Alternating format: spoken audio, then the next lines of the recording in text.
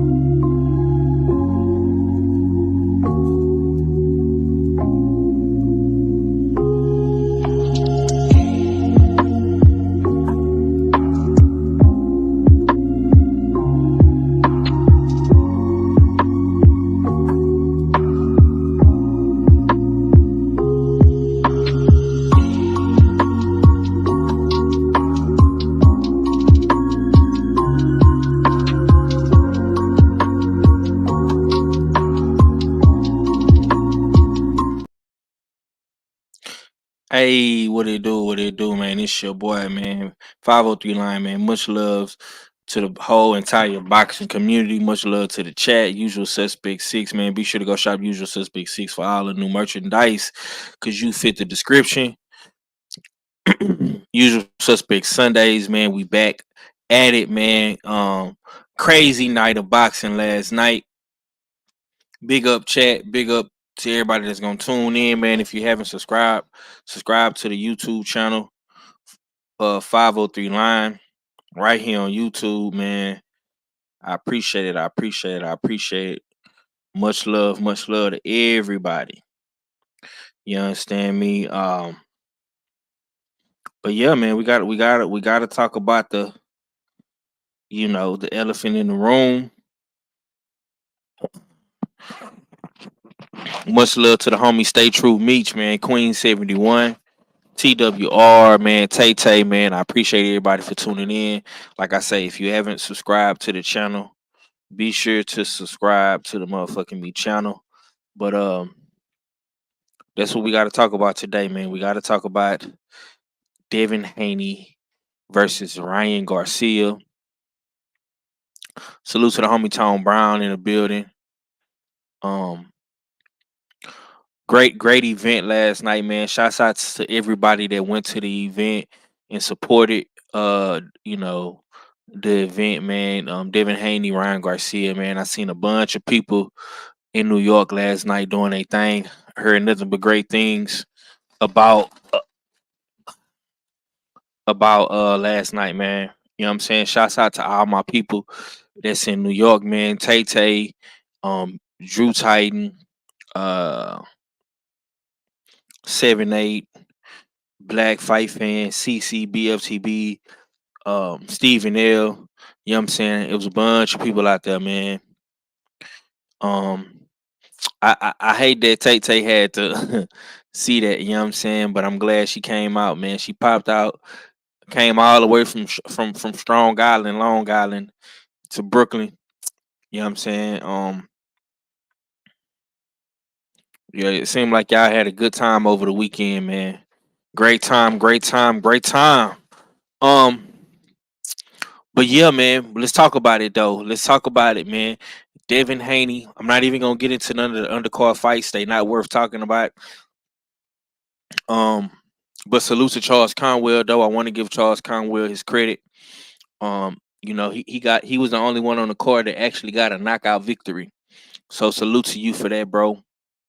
I want to see Charles Conwell back up in there and active. Hopefully he can fight at least three times this year. Get 2 more fights in before this year is up. Tay said, man, it was hard seeing. Yeah, it was hard to watch. You know what I'm saying? But we love this sport, so we gotta take the good with the bad. She said, I can't wait to see everyone in August. I love y'all. Love you all. Such a wonderful Such wonderful gentlemen. Love people. You know what I'm saying? Appreciate that, Tay. Appreciate that. Okay, man, we're gonna get into it. We here for a good time, not a long time. Devin Haney took his first loss last night. You say Kevin Newman got the stoppage too? Oh, how you doing, Kano? What's up with it, Kano? You just come up in here. Kevin Newman got the stoppage too. Well, I didn't see Kevin Newman, Kano. But salute to Kevin Newman as well. Salute to you, good brother. You know what I'm saying? Salute to Kevin Newman though. I did not see Kevin Newman fight, but congrats to him. Okay, I see the brothers pulling in right now. We got KG, we got Art fella. What's going down with it, Art?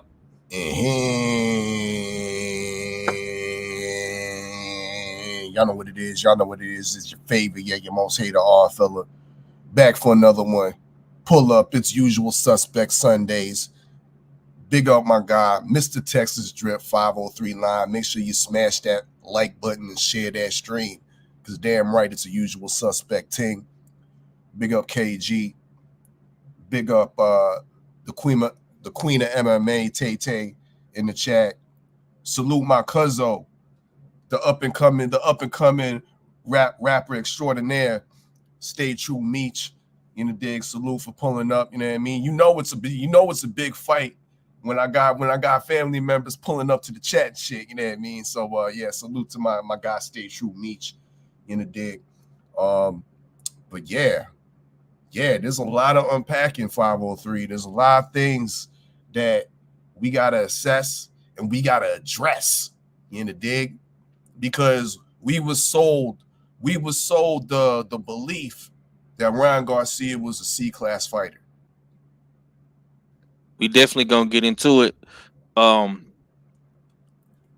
Salute to Queen 71 pulling up as well. What's going on with it, K? I started to call you too, man, but I ain't know what you had going, man. But how you feeling today, bro? What's going on with y'all fellas, man? I'm still up here in DC and shit, so and then I seen that you sent the link, and I kind of remembered that you said you was trying to do the show at this time anyway, so that's probably why I haven't got on the road yet. But I'm here, man. All I feel to said it, man. We got a lot to unpack, man. I'm disappointed in myself because I was joking about putting money on this motherfucker because of the odds. Should have put a few dollars on, you know what I'm saying, on the underdog just in The case. parlay would have hit. It would have hit. It would have hit. It would have hit. Yeah. Okay, man. Okay. Let's get right into it, man. Yeah, I didn't see Kevin Newman, but salute to him, man. I know you fuck with Kevin Team Tough, man. I want to see more of him as well. Is he signed to DHP by any chance, Kano? Let me know. Okay. Let's get right into it, man. I spoke on this shit last night. I haven't heard the brothers talk about this, man. We gonna unpack this thing, you know what I'm saying? Slowly but surely. And I know we're gonna talk about it tomorrow on the Beltway. I'm gonna start off with you, KG, man. Give me your initial thoughts, man. Devin Haney, Ryan Garcia, man. What were some of the things that you saw? What were some of the things that you liked? You know what I'm saying? Just give me your overall diagnosis of the fight last night. All right. First of all, I picked Devin Haney to win by decision. It was the first 40 seconds into the damn fight, first minute into the fight. Told me how the fight was gonna go from that point. And it was sad. It was sad that I was able to see that quick. I said it shouldn't be no reason. And it wasn't the fact that Dev got clipped. It was the fact that he came out fighting. And I was like, bro, why is he coming out here fighting, man? You need to come out here and box them Ryan into frustration, and then you can turn it into a fight. You know what I'm saying? Because then you can wait for him to make mistakes. Why are you, the boxer, going after him? And then when Ryan clipped him, and I seen that how he responded to it, and it was the matter that he had landed a hook on Ryan at the same time Ryan landed his, and his didn't budge Ryan. You know what I'm saying? And I know Ryan came in clearly daggone the bigger fighter. He came in clearly bigger. You know what I'm saying? When I seen him come out, I was like, bro, yeah, that motherfucker looked big as shit. But it was the fact that Dev them landed a hook on him, and he landed one back, and Dev damn near left his feet.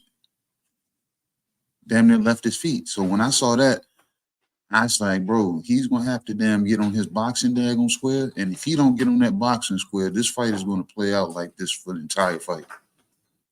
Sure enough, he never got on his boxing square, and the fight then played out the way we saw it play out in that first minute of the round of the fight. Just add three knockdowns to it. And I know some people was looking for Dev to make adjustments. I don't think no adjustments could be made because he was already checked out. He wasn't, you know what I'm saying? It took him a minute to damn get his faculties back in order after the first knockdown. We saw how long, you know what I'm saying, it took him like after he got clipped in the first round. So when he got clipped in that first round, you seen he was a little uneasy that round. But when he went down, it took him a long time to recover. So him having to recover is what damn, you know what I'm saying, gave Ryan, you know what I'm saying, the free will to do what he was doing. But it also told me, damn Five, Ryan was really out here drinking and smoking. Because I think he was out of shape. I think that's why he never really pushed the issue, because he knew he was out of shape. And I think he didn't want to blow his load to the point that Dev finds a way to pop his ass and then get him, you know what I'm saying, having to be on retreat and trying to avoid and trying to evade shit. But that never happened because Ryan damn took rounds off. You can see where the rounds where he clearly took off. I was looking at the punch tag numbers before you just sent this, and I'm like, bro, it was rounds that Ryan only threw maybe damn 15 punches, landed one or two. So he clearly took rounds off. Facts. So I don't know, man. You know what I'm saying? And it shouldn't have been the majority draw. Mm-hmm. Because I'm like, and then Ryan lost that point. So him losing the point, if that made the fight a draw, then I guess it made it a draw. But if you give him back that point, that's a unanimous decision right there.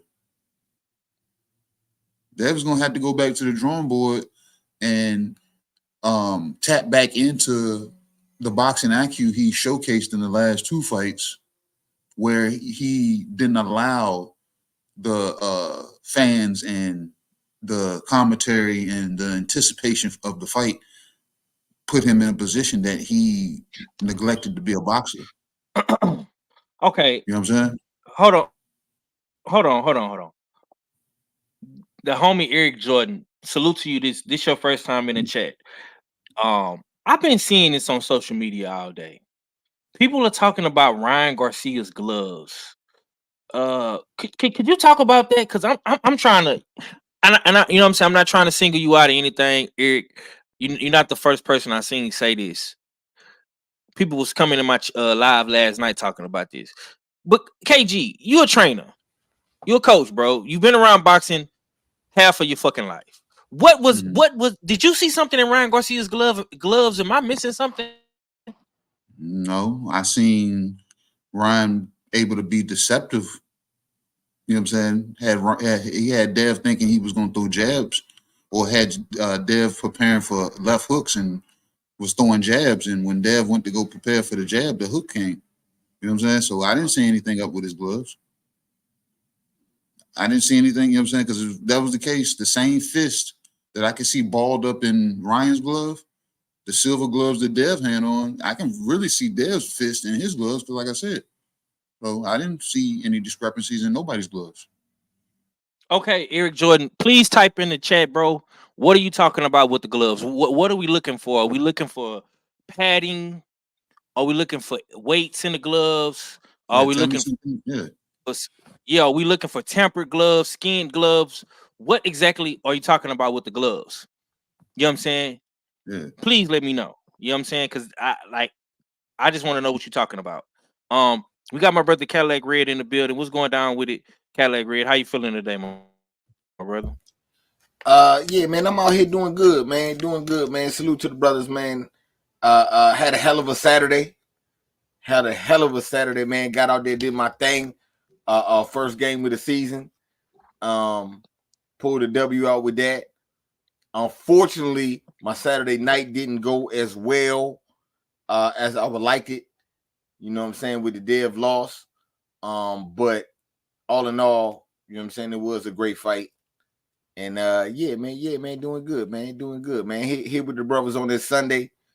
You know what I'm saying? I'm on the plot. I'm plotting and planning to get this travel team together. I'm like two pieces away for having a full squad, and then we're gonna be outside with it. So yeah, man, you know, just doing that. Okay. I know you here for a good time, not a long time. No disrespect to my brother Ard. I know he was in here before you, but I know you got to go make a move, man. So I'm gonna try to get you to. You can go ahead, let our cook. Okay. Because I my bad, bro. I didn't know how long you had, or you had to leave right away. I got a little bit. I got to about 5:30, 5:45. Okay, bet. So I'm gonna come straight to you after Ard, bro. Okay, Ard fella, man. Give me. We're gonna go to Planet Ard fella, man. Let me know what did you see in this fight initially? What did you not like? What did you like? What was your overall thoughts about the fight? You can send me to the Crow Lady. I mean, first and Oh, foremost. we going to the Crow Lady in a minute, but go ahead. I ain't seen her in a minute, so just didn't want you to forget about that. You know what I mean? But yeah, I did pick Devin Haney. I picked him by stoppage. I anticipated Ryan Garcia would quit on his stool.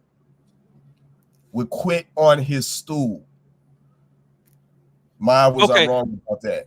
Real quick too, I want you to address this glove situation too, because the homie saying Ryan had his tape on his glove. It was high, whatever that supposed to mean. So I guess he's insinuating that Ryan was skinning his glove. I guess so. I particularly didn't see that, nor was I really paying attention. The only thing I noticed on Ryan's glove is that he was wearing the Canadian brand Rival. That's about it. You know what I mean? Other than having the tape a little bit higher than normal, I didn't catch that. But not to say that he didn't. But if that's the case, we got to look back. That falls back on Team Haney for not pointing that out, not looking that over, not addressing that with the referee, not addressing that with Ryan's team. You know, dig? So that's crying over spilt milk, pretty much. Is my take over that. So the fight itself, though, it was, to me, for Devin Haney, this is an embarrassing loss, a very embarrassing loss, and I think it comes from arrogance. It comes from the arrogance, we could say, from being a pound for pound talent, being always, and it is true. Fundamentally, Devin Haney has all the skills. You know what I mean? One of the greatest fundamental boxers in the sport that we have today. But all those fundamentals turned into arrogance.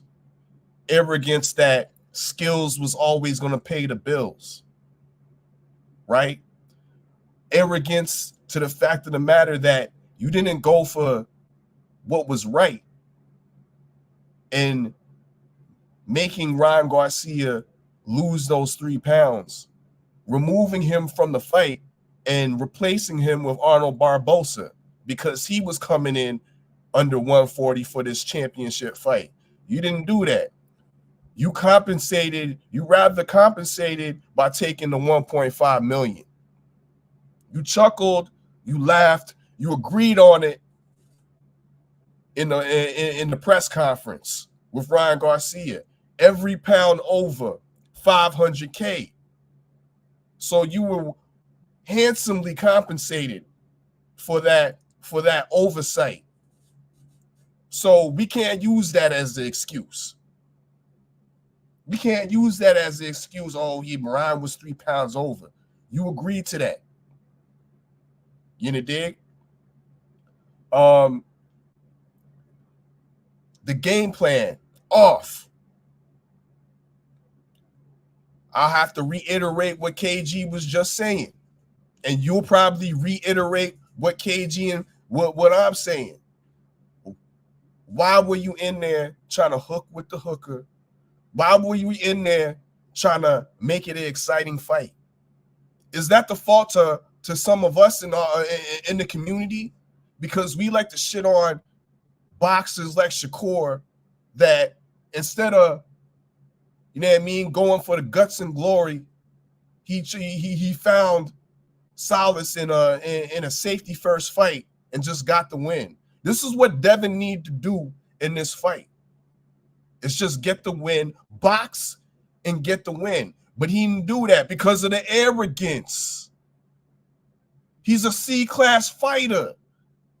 My A+ skills, my A++ skills is going to walk right through him. It's going to stop Ryan Garcia. But guess what? Ryan Garcia didn't have a fucking scratch on him. Ryan Garcia wasn't hurt once. Not to the face, not to the body. You know, dig? And I don't think that accredits to Devin Haney's punching power. It's accredited to the fact that his punching power was nullified because he had no legs. Nullified because he didn't have no legs from the beginning of the fight. What was it that the first or the second round when he got clipped with the left? When he got clipped with the left hook, the jab left hook, and we saw Devin on wobbly legs. That was the beginning of the end, y'all. That was the beginning of the end. And how did he react? He started pushing the pace, coming forward instead of utilizing the safety first tactics that Devin Haney is A++ at doing. He neglected that and decided to use to run off of arrogance. And Ryan beat him, lured him and baited him into that fight to the point where we're in the later championship rounds, and now we're seeing Ryan on the bicycle. We're seeing Ryan on the bicycle fighting sporadically. That's all he needed to do. Sporadic explosions were damaging Devin Haney. This was a brutal fight, 503, because it would have been even. I can't say it in hindsight yet, but the accumulation of damage that was sustained over the 12 rounds was quite a bit, man. It was quite a bit from a so-called power puncher. You would rather see the man get stopped than have to go through 12 rounds of that. You know, dig? How is this going to affect Devin in the long term? Will it?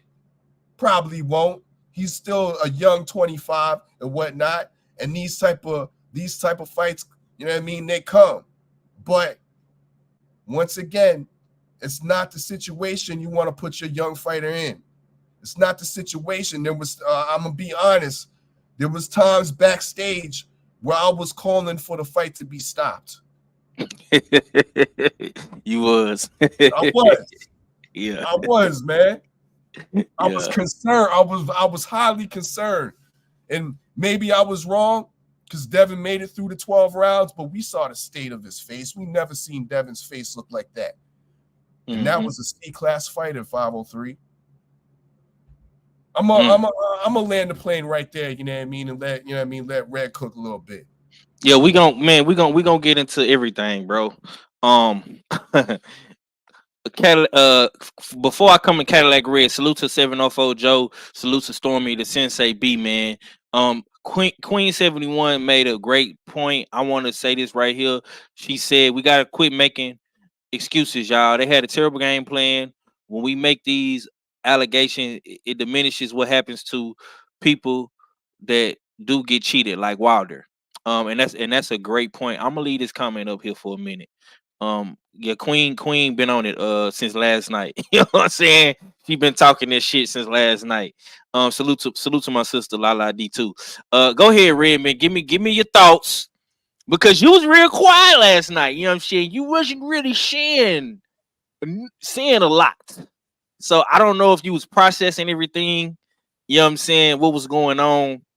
Um, I don't know, you know what I'm saying, if you was, just, attending to the family, whatever you was doing, man. But I've been waiting to hear what you got to say in particular. But go ahead, bro. Shit. I agree with our fella in his beginning statements of if the motherfucker came in overweight, instead of subbing him out and putting Barbosa in there, you agreed to go into that shit, man. So when this nigga and that motherfucker looking way bigger than you and ain't nothing you throwing hurting them, you gotta understand what come with that. When this motherfucker's in there and he got the same speed, because that's Ryan, he gonna be fast. But when them punches is hurting you more, you signed up for that shit. It's kind of hard to, you know what I'm saying? So that's the only thing that's upsetting to me. And I think everyone overlooked was Ryan coming in at the weight he came in at. I hear a lot of people talking about game plan. I'm giving props to Derek James and his game plan. Because y'all say all this shit about Ryan fooled the people. No, Derek James fooled the people. Because every photo I see of Derek James, he was looking stressed. But I'd be damned if they get that motherfucking victory. Every photo I see to Derek, they was playing the violins and shit in the back, and Derek had his headphones in, looking stressed, nigga. Like, this is some bullshit. But I be damned if he ain't put that motherfucking game plan down. I'm mad that Dev got suckered into the trying to hook with the hooker instead of him doing his 1-2 that he do. That was upsetting to me too. I guess because it was the rivalry match and they knew each other. So I don't know. That was upsetting to me. But the two major keys to me for victory, and I think that's greatly overlooked, is Derek James and the game plan, and motherfucking Ryan coming in at that weight. KG been saying this shit, you know what I'm saying, and I'm gonna echo the shit. Ryan told you niggas after the Tank fight, yeah, they set me up, and I'll never be set up like that again. And I'd be damned if he wasn't lying.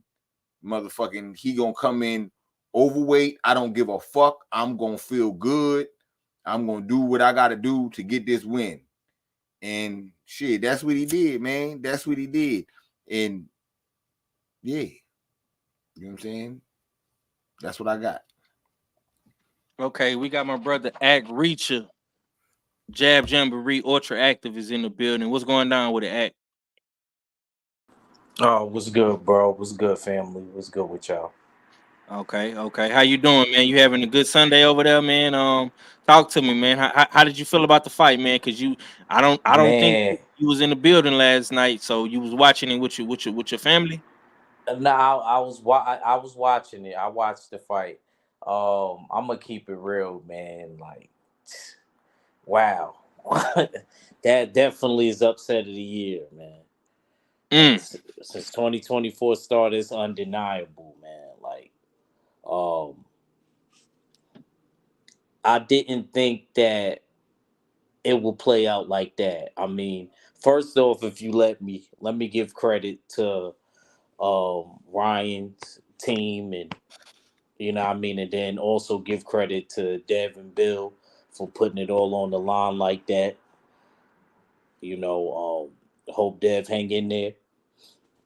I think definitely it came down to what Red just said, adjustments in the corners.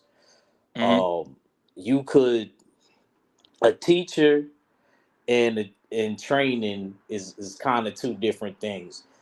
Training you just getting in shape. You know what I mean? But being able to teach somebody is another level. Being able to tell them and to make adjustments in the corners and things like that. So I think that was part of the reason for the win. Uh, Also, them extra 3 pounds, if it was really that hard for Ryan to make the weight, and kind of what the good doctor said, mentality. Ryan not ever wanting to fall back into that situation ever again. Um, I noticed that in the first round when Dev got clipped with the left hook, I didn't think that he would be able to do that again to Dev. Dev slightly dropped his hand a bit, and Ryan caught him with a quick left hook. Also, I didn't know that the speed disparity was that much. You remember how Regis looked this slow against Dev? Mm-hmm.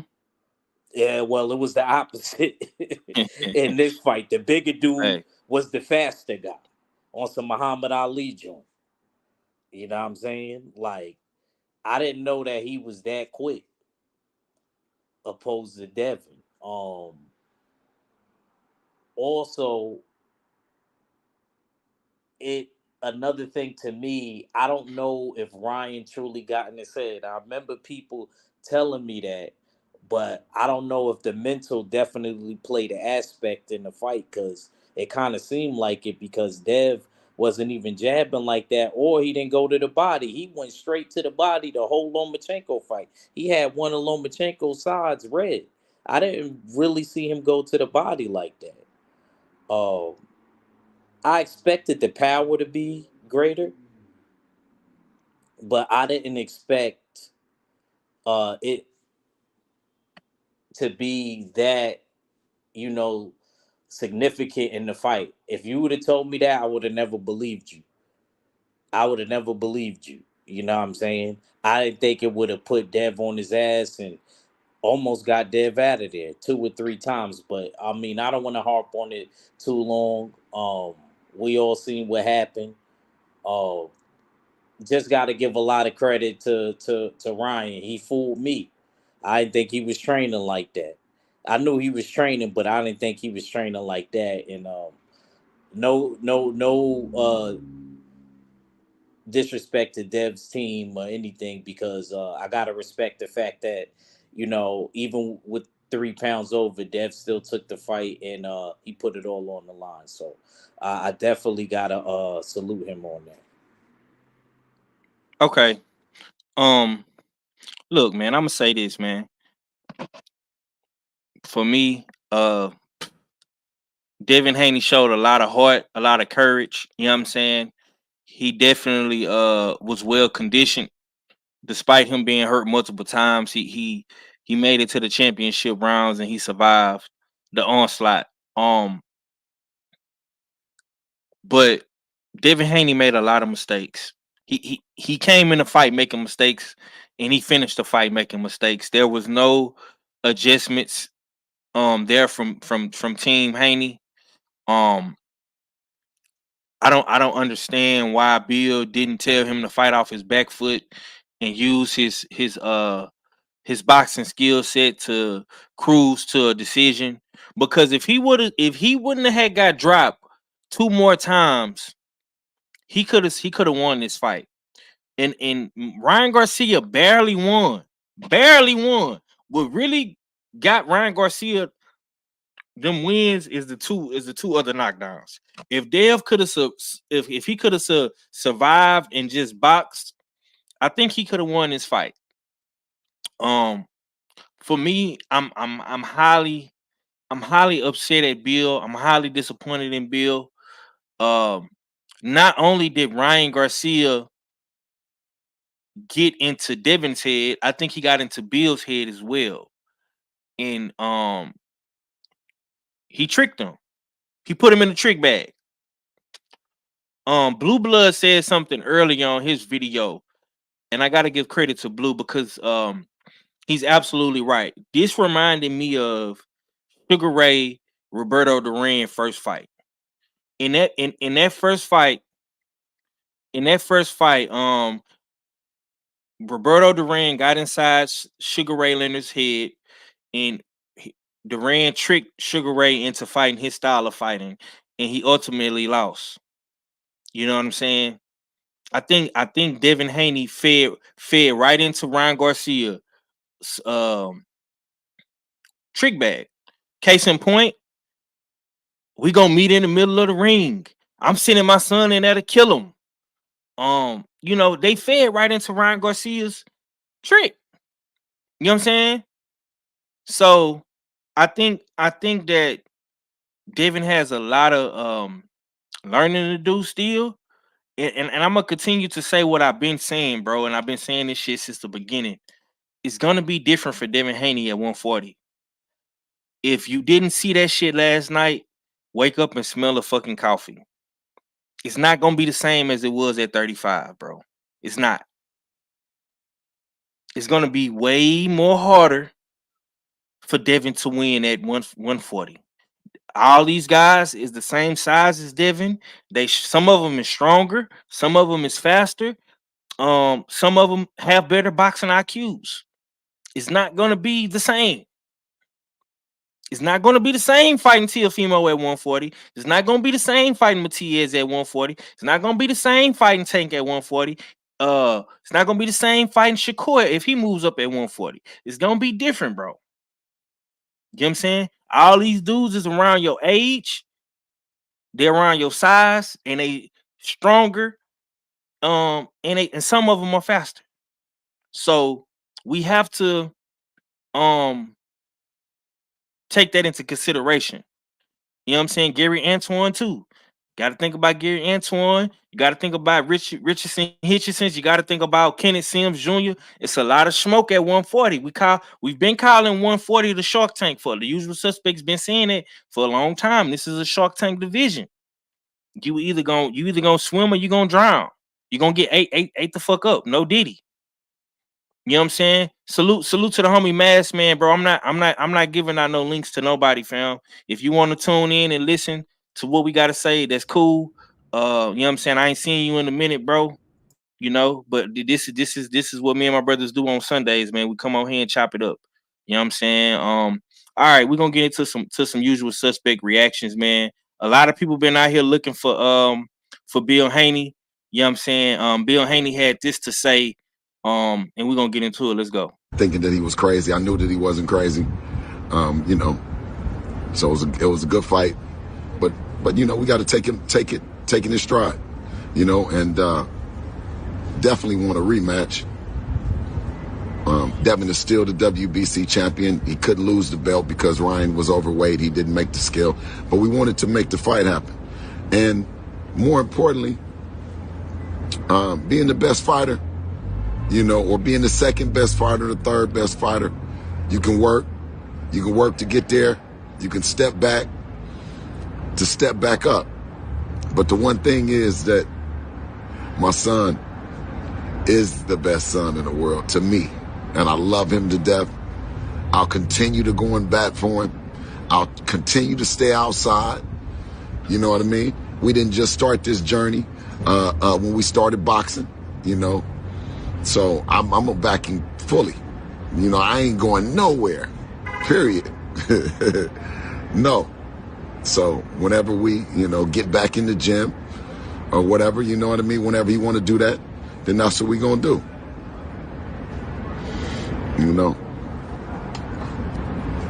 But we're going to definitely hold our head up high, chest out, chin up. And that's what it means by being a Haney. Okay, that was Bill Haney right there. Adrian Broner had some shit to say, so we're gonna get into both of these videos real quick. This is what AB said. Hey, hold on. Nah. Ain't nobody seen Bill? Where the fuck Bill at? Bill. What? No. We know where Devin at. Devin probably trying to get his thoughts together and shit. Yeah, all right. I think he'll be. I think he'll be okay. What the fuck, Bill? Where the fuck Bill at? Bill. Okay. Hold up. Hey man, I know everybody waiting on. my reaction, but I'm gonna just tell the truth. Hey Devin, you gotta fight me now, nigga. Shit, right now you need me, nigga. I ain't gonna lie. Y'all need me. Y'all need me right now. You know, I talked to you before the well, I ain't talked to you. You just did some like I really don't fuck with that nigga type shit in the camera. Before the fight, you know, but I talked to Bill and Eddie Hearn before the fight, and y'all was calling me and shit. I don't know what that call was about, but you know, I just want to say that I'm the same nigga. I fuck with you.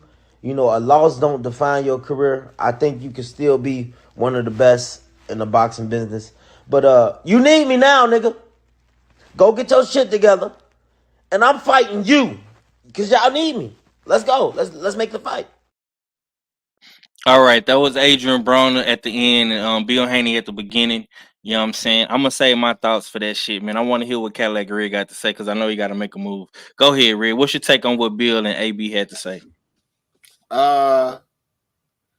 First off, man, look, man, you know what I'm saying? I'm gonna call the bull. I gotta call bullshit on Bill, you know what I'm saying? Because he said Devin Haney the best son, and my daddy disagreed. Because I'm the best son, damn it. It's like, nah, let me stop. Let me get off my shit. Nah, man, you know, Bill take it on the chin like a champ, man. You win how you lose. We gonna talk that shit when we win. You know what I'm saying? We gonna celebrate when we lose. We ain't gonna motherfucker hold our head, you know what I'm saying, down. We know what we are. So, you know, you gotta take that shit in stride. You know what I'm saying? Like, it happens. Shit like that happens, man. So, you know, you learn from it, you bounce back, and you'll be all right. Can't be mad at him for that. As far as AB, man, AB wild as shit, man. AB wild as shit. You know what I'm saying? AB a wild one. So he got a fight coming up at the end of the month, man. So I think he should focus on that and not worry about if somebody needs you now. Because if you lose to Blair the Flair, nigga, yeah, no one's gonna need shit from you. So let's focus on the fight that we got coming up, man. Let's focus on that, man. Yeah. But all in all, like I said, I respect where Bill was coming from, man. And you know what I'm saying? If AB win the fight, if AB win, he beat Blair the Flair, he gonna have a point. You know what I'm saying? That would be a good fight. So you know, we'll see how it shape up. Let me ask you one more question before you go. Why you think the Haneys didn't come to the post fight press conference? Because it was a rumor going around that Devin Haney got his jaw broke, but they later cleared the rumor. They're getting a lot of backlash, of course, because you know a lot of people don't like the Haneys, man. Why you think they didn't come to the press conference? After a loss like that, a lot of people don't understand, man. Niggas don't be wanting to talk after, like, right after a loss like that. You know what I'm saying? Like, nigga, I might say something that I don't mean and shit. You know what I'm saying? Or say something that I ain't, you know what I'm saying? Because I'm in the moment. So, I mean, you know, sometimes it's all right to not want to do the shit. You know what I'm saying? I mean, you know, we should have did it. But, you know, if you don't want to, after some shit like that, you want to get your thoughts together, then, you know, by all means, get your thoughts together. He might have been, you know what I'm saying, trying to get medically cleared because niggas was saying that his jaw was broke. So he probably was hollering at the doctor to make sure that it wasn't. So, you know, it could have been that. You never fucking know, man. You never know. But it is what it is. Yes, sir. Yes, sir. All right, KG, I'm gonna come to you. What was your take on what Bill and AB had to say, and why you feel like the Haneys did not come to the press conference to give Ryan Garcia his credit in front of the media? As far as Bill seemed to be standing on there what the usual suspects stand on. You gotta get your crow sometime. You know what I'm saying? We're gonna show up, win, lose, or draw. And that's real shit. And right as I was hearing people say that, somebody had texted me saying that shit. So I was like, yeah, where the fuck your boy Bill at, man? He ain't saying nothing. They hiding. Them Haney's hiding. As soon as he said that, yeah, I'm scrolling. And as soon as I said, sent that right back to him. I said, bro, I said, here go Bill right here. You know what I'm saying? Here go Bill right here. Bill said what he said. And you ain't got no choice but to daggone respect it, because at the end of a fight like that, I got to be able to daggone fucking damn celebrate when I damn win, and I got to be able to daggone take my damn kicks when I damn lost. I got to be damn present for both. You know what I'm saying? And as far as AB, why the fuck it always look like this nigga is damn hiding out in a bando somewhere and riding around in stolen cars every time we see him? This nigga look like he always up to some knucklehead shit, man. Like, who house you at, man? Like, and I know it's a bando because that's the only time a crib that AB would be found in, you ain't gonna hear that beep from the fire alarm. You know, the battery going dead. Yeah. So he in somebody's house that done cleaned all that shit out. You know what I'm saying? So he trapping in the bando and shit with the stolen car. He got a Ford Taurus sitting on front. Like, he always looked like he on some knucklehead shit, man. I don't get this dude, man. He always look like he on some knucklehead shit, man. So you can't listen to nothing he's saying. AB don't even get haircuts like he used to. You know what I'm saying? He just damn out here just mobbing, just fat. Nigga lost his brush, KG. Lost his brush, nigga. He done lost his brush. His pops ain't even brushing his hair no more because he can't afford to pay for that no more. He supposed to be preparing for a fight. Why you laying in the bed? He got that bitch. He got his bed from IKEA. And that was the most work he's done in months, and to put that bitch together himself. Well, damn. So yeah, so AB he got to cut it out, man. He got blood flare damn issues. You know what I'm saying? And then you said the Haney's not coming to the press conference because a lot of people is saying that Devin should have gave Ryan his props in front of all the cameras and the media outlets. He did not do that. He's a sore loser. And he needs to be humbled. My thing is, the only reason I can see Dev not coming to the press conference, not because he wanted to be a damn brat about it or be, you know what I'm saying, pouty, or, you know what I'm saying, don't want to face the music. What if he had to go to the hospital? What if Ryan Garcia sent Devin Haney to the hospital? It's possible. He couldn't come to the press conference. Like, as soon as he got out of the ring, you know what I'm saying, the medical staff looked at him and said, yeah, we getting you, we taking you over right now. Mm-hmm. So, like I said, I figured people would have damn wanted to ride on that, just so they can, you know what I'm saying, boast a little bit more. They'd be like, yeah. Everybody want to say how Dev sent Loma to the hospital. Ryan Garcia sends Devin Haney to the hospital. Why they didn't want to ride that wave? Why they want to look at it as that he didn't want to face him and give him his damn props, give him his flowers? They hugged in the ring. They had a little conversation at the end of the fight. You know what I'm saying? Yeah. That should have held some kind of frame, because Dev could have pushed him away. That could have been like when Tyson Fury tried to say his shit at the end of the damn Wilder fight, and Wilder said, "I still don't respect you." You see what I'm saying? He could have been on that type of time, but they dapped it up. He hugged. They went and stood next to each other. The damn seats had their hand raised.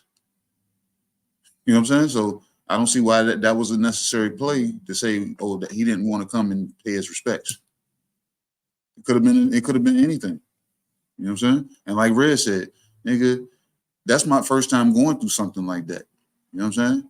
I don't want to say the wrong thing. I can say some fucked up shit right now because my emotions. And based on, you know what I'm saying, my faith is saying I need to beat it myself right now, because I know if I respond emotionally, yeah, I'm gonna fucking damn go the fuck off about some shit that I probably said okay to. But yeah. Okay, let me respond real quick, and I'm gonna come to Arthur and act next. I'm not giving Dev a pass for this simply because as a champion, as a pound for pound great future Hall of Famer, I think Dev should have came to the press conference and gave Ryan his props and you know shook his hand in front of the media. You did it, when Chris Mannix interviewed you and shit like that. You gave Ryan somewhat props, you know what I'm saying? But you should have been in there, you should have answered the questions. You because it's like this, bro. People is still pushing this narrative of Bill is talking and he doing the interviews and where's Bill at and all these niggas is looking for Bill when I feel like Devin should have just capitalized on a moment and gave Ryan his flowers in front of everybody. Because now people is gonna continue to say that Dev and Bill are unprofessional about this shit. I mean, but I understand what y'all is saying, but people is gonna say that, Dev look like a sore loser and whatnot. Salute to the homie Kevin Stenhouse, PYP Boxing. Stay true. He say I agree with you. 503 iconic. Icon real niggas do real shit. If you lose, you gotta face the music. Yeah. Um, salute to Earl Spence. When he lost, he went right in now. He gave Bud his props. No sunglasses. He ain't even changed back into his regular clothes. When Ryan Garcia lost, Ryan Garcia came on that stage by himself, no Bernard, no Oscar, and he talked to the media. When Charlo lost, he came. You know what I'm saying? He talked to the media and shit like that. So I would expect Devin to do the same thing. Am I tripping off, fella? What's your take on what Bill said and what AB said, and why you feel like Devin did not come to the press conference after the fight, bro? Let me get AB out of the way real quick. You know what I mean? Because he's irrelevant.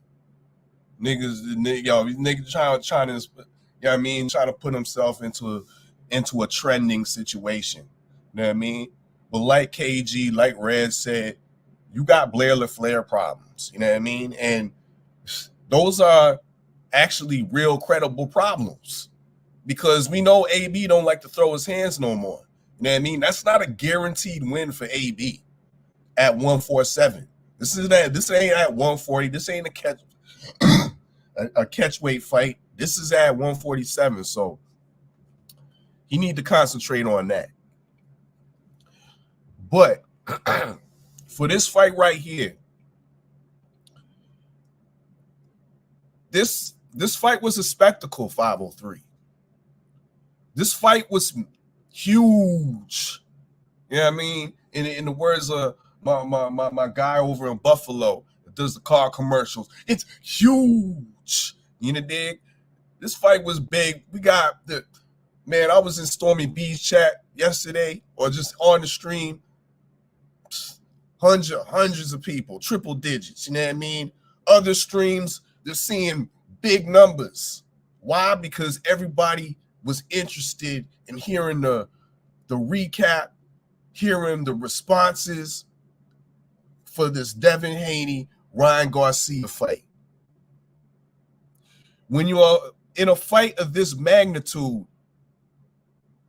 it's called professionalism, 503. And yeah, we got to slag on Ryan Garcia for being unprofessional, for not coming in under the weight limit. But we got to slag the Haneys for not being professional, for not showing up to this the post conference and facing the music and taking some of the harder questions that were gonna be asked.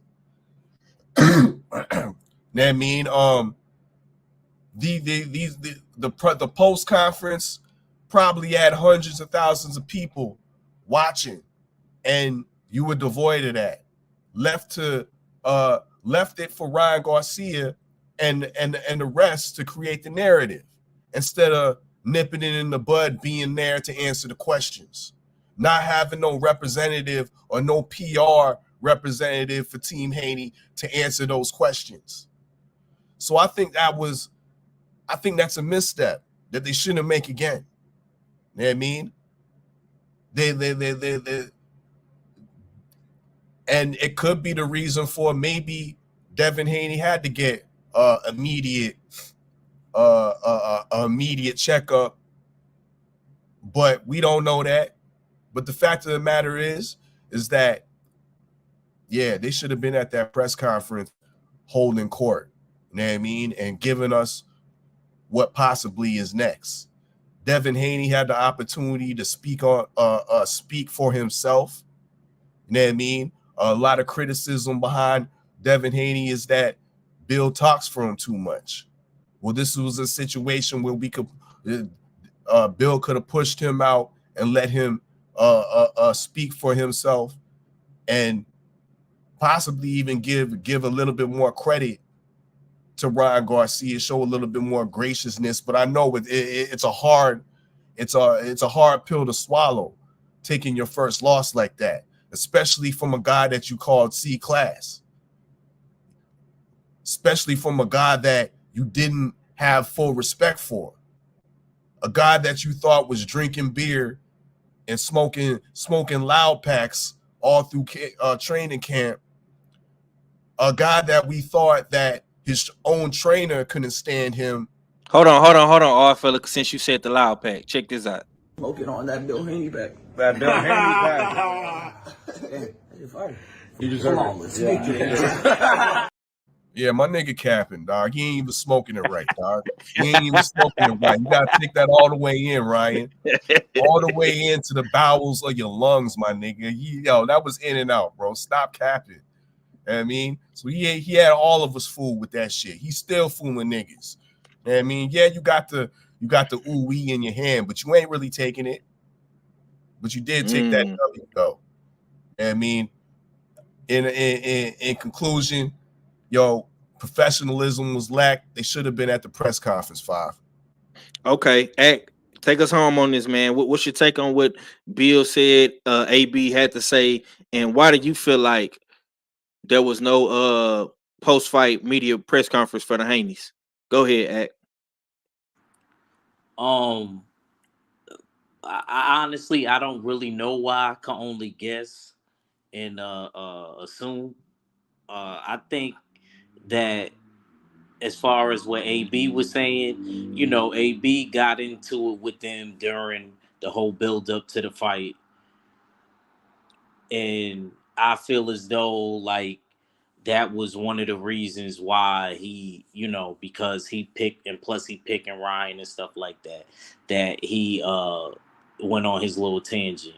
I didn't really care too much about it. I'm in the same realm as Steels when it comes to that. Mm-hmm. You know what I mean? Yeah. And he should be worrying about Blair to Flair, So, I'm not paying too much attention to that. But as far as what Bill said, as far as still being there for his son and still being there, for his kid, I got nothing but respect for him. You know what I mean? He didn't even have to do a live, but he did it anyway. And as far as the post-fight press conference, I mean, Dev, his face didn't look the greatest, if you want me to keep it a stack. I'm not trying to be... Earl Spence face didn't look the greatest. Yeah, but it looked like that jaw... I know they said it wasn't broken, but the jaw didn't look so good if you look at the pictures, It reminded me of Ali and Ken Norton, but they said it wasn't broken, so I'm going to ride with what they said, that the jaw wasn't broken, but... he looked like he had to get checked out. Certain fighters, they can't go to the post press fight conference because it'll be wise for you to get checked out. You got to make sure nothing internally is going on. So I'm not going to completely knock them on that because, you just got to make sure everything is good, your faculties and everything like that, because that was a rough fight, man. It wasn't boring.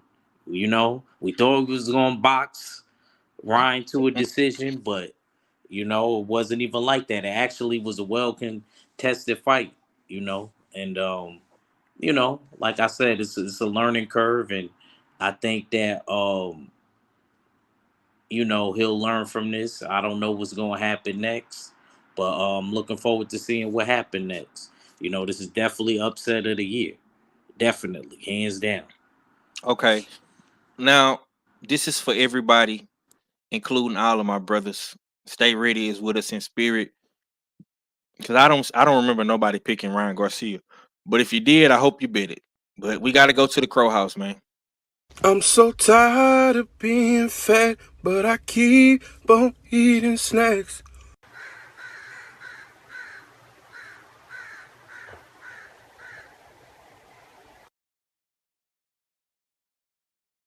All right, all right, all right, all right, all right. Now let's get to some Twitter talk real quick. I want. Oh shit, I'm gonna come to my brother. I'm gonna come to my brother KG, man. This is what this is what my man's Tank and Shakur had to say. You know what I'm saying? We're gonna get into it.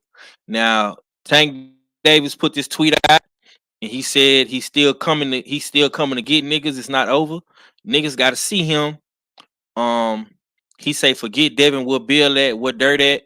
Um, let's see what else. Let's go back real quick cause I got Shakur's tweet as well. This is Shakur Stevenson's tweet.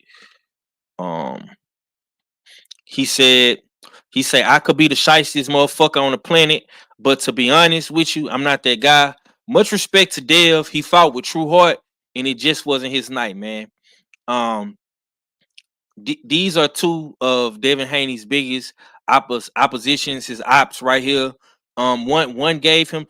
It's crazy because the one that gets the most hate, he gave Dev nothing but praise and respect, and the other one just talked real reckless and crazy. Um, what's your thoughts, man? Tank Davis say he say he coming for niggas. It ain't over, man. You know what I'm saying? How you feel about what Shakur and Tank had to say? It is convenient for Tank to say that now. It's real convenient. It's real convenient for him to say that now because he wasn't saying anything like that before this fight. We couldn't get him to even talk about, you know what I'm saying, a Devin situation. But as soon as Dev, you know what I'm saying, has the outing that he did,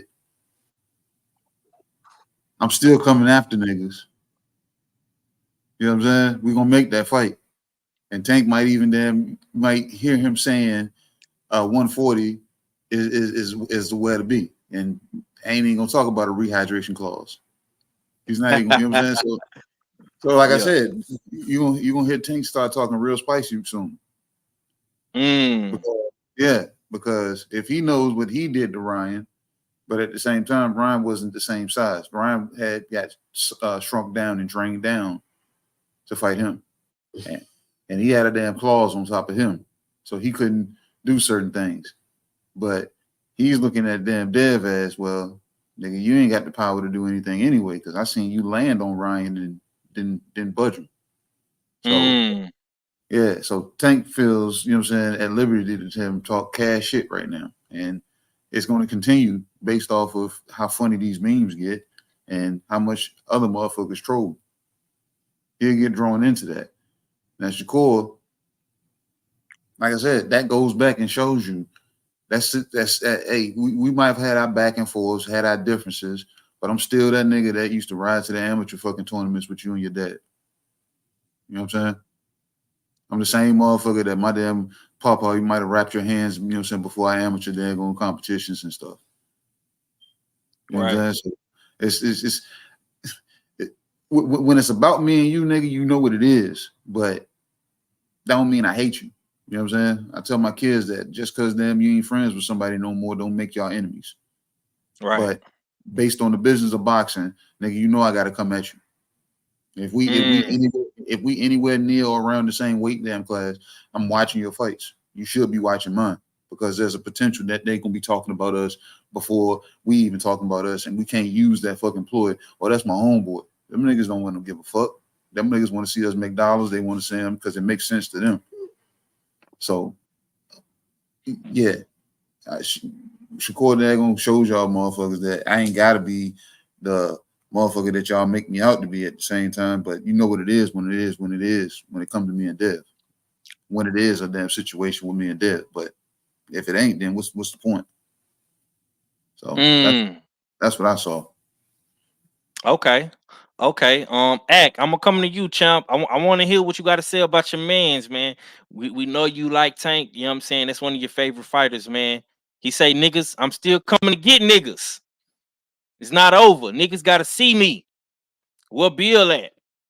You know what I'm saying? And Shakur, you know, he gave credit to Devin Haney, man. You know what I'm saying? What was your take on what Shakur and Tank had to say, bro?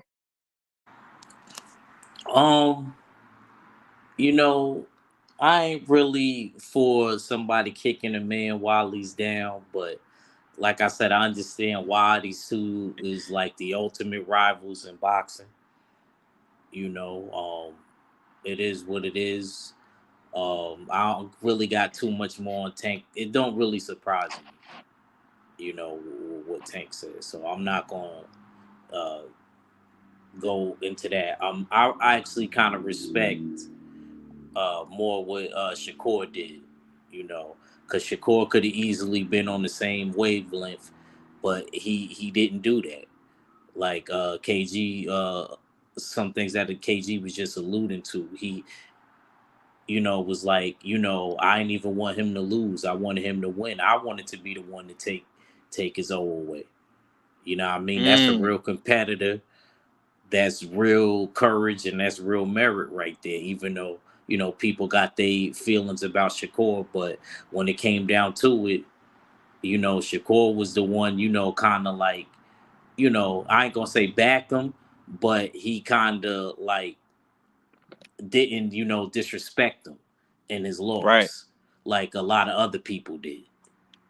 And I like I said, that actually takes a lot of courage to do, knowing what place they at.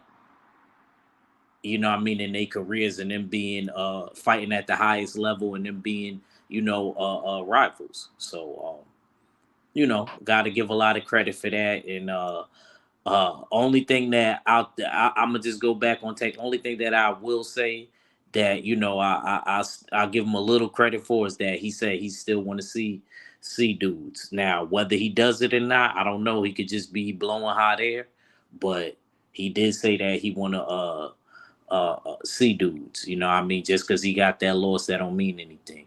So hopefully, you know, in the future, certain things can happen now. Yes, sir. All fella, take us home on this, man. What's your thoughts on what Core and Tank had to say, man? You know, niggas love shitting on Shakur for every little thing that he say, man. But I don't see nobody really, you know, besides us today giving Shakur props for what he did, man. Yeah, Shakur definitely took the high road with this. You know what I mean? And you definitely gotta respect that, and that he did it in that manner. Um, because everything he stated was facts. You know what I mean? He fought with true heart. It just wasn't his night. I mean, it just wasn't his night. And he's further alluding to, if they run it back, it might be his night that night. In the dig, but this night it just wasn't his night. So I think that was nice of Shakur to, you know what I mean, stated in that type of way. He sees the pressure. He's been turned into a villain. He's been turned into a heel in the boxing community.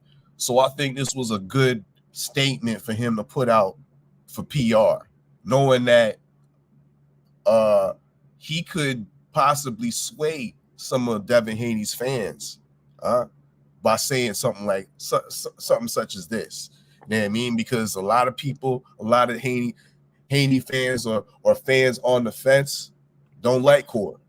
You know what I mean? That's the narrative. So this was good PR put out by Shakur. As far as Tank goes, I think Tank's statement was somewhat mild. And Yeah. you know what I mean? It was mild. And we got to actually give credit to Tank, because Tank really ain't a likable character. He doesn't know how to speak with eloquence. Look how he handled the His Excellency Turk Al Sheikh situation. Facts. He He was handled it with supreme ratchetness. ghetto. You know what I mean? So how do we expect Tank to act? He didn't react with extreme ratchetness, but it was ratchet. You know what I mean? He said, "Yo, niggas still gotta see me." Now that's encouraging. Like X said, you know what I mean? Because he's entertaining that thought now that all these little niggas they gotta see me. I ain't thinking about no Mexican diet plan. No, all y'all niggas gotta see me. You know what I mean? So yeah. that, like from a unlikable character, those are good words from Tank. You know what I mean? So I'm gonna give him some credit with that. Okay. For me, I love both these tweets. I feel like people should talk about them. I would love to see, bigger platforms cook on it, like a 78 or a Drew Titan. You know what I'm saying? Stormy B, man, all of the guys that's gonna cover this. This will be dope. Hopefully Red and KG talk about it tomorrow as well if we have time. But I love the fact that Shakur did this. I love the fact that Tank is even considering fighting Dev now. You know what I'm saying? And I was saying this last night. I just want to see Dev bounce back and get back on his feet. You know what I'm saying? To continue to be great because I think Devin is still a good fighter. I think he just got tricked. You know what I'm saying? He got tricked into fighting and not actually boxing. But Shakur, much respect to you for this, man. You get a lot of kudos and points from me. And Tank Davis, you got Frank Martin on the docket. Shakur, you got RTM on the docket. Hopefully, y'all dudes look better than Devin Haney and win in y'all fights. And we can keep this conversation going because to me, I feel like they still are the big three in boxing when it comes to want to see those guys mix it up. Particularly now, I definitely want to see Shakur and Tank mix it up. But if Tank wants to fight Dev, I'll take that as well. You know what I'm saying? All right, man. Let's get into it. Let's get into it. I'm not gonna hold no punches on this particular question, and I really want to hear what KG got to say. Derrick James versus Bill Haney. What's your thoughts, bro? Talk to me about what's next for Dev. What's next for Ryan? Um, do you feel like some changes should be made in the Haney camp? You know what I'm saying? Because now we're seeing people saying Bill isn't a real coach. I heard people saying that Bill did not give great instructions or anything in the corner. I'm not sure what Bill was saying because they kept like kind of skipping over the trainer audio. You know what I'm saying? So how did you feel as a trainer? You know what I'm saying? How did you feel about the battle between Bill and Derrick? I think DJ played his role, man. Remember how Red said, damn, every time the camera would pan toward fucking Derrick James, he just looked like he was just like, man, I ain't with none of this shit. I think that was a part of the fucking damn play. Derrick, you know what I'm saying? Somebody probably was panning the camera around and they said, damn, Derrick looked like he don't give a fuck about none of this. And somebody said, know what? Hey, anytime we record doing this silly shit, catch damn Derrick over there not giving a fuck and use that in the clip. You know what I'm saying? So I think it was part of the play. But the whole time, I told y'all, I said I give trainers 3 fights, but this was his second fight with Ryan. For the philosophy to rub off. And it's also looked like it took form because Ryan never got away from what the game plan was. The game plan was to take Devin's jab from him and make him fight instead of box. And as long as I got him fighting, he's going to use his jab less and less because he's going to be looking to fight with me. Subtle daggone, you know what I'm saying? If you go back and you watch Ryan's left hand, his left hand is pretty much guiding Dev's hand the whole time. So it's pretty much making Dev have to move his jab around to try to look for a spot to throw it. So Ryan showed patience. You know what I'm saying? So y'all heard me say this back there. I said, bro, as long as Ryan can make it through these rounds and make it to the corner, whatever ledge that he may have crawled out on, Derrick James should be able to talk him off of it if the philosophy is taking form. He didn't really have to damn talk him off any ledges, just tell him to stay the course. I don't even think Derrick was even disappointed that he didn't damn go for the stoppage. Then he didn't go to look to close the show. I don't even think he was disappointed. Because usually you see Derrick start turning up as the fight gets deeper and deeper when he sees the fighter has somebody dead to rights. And we seen where Ryan had Dev at, to the point that he was just hands down doing the Macarena in front of him.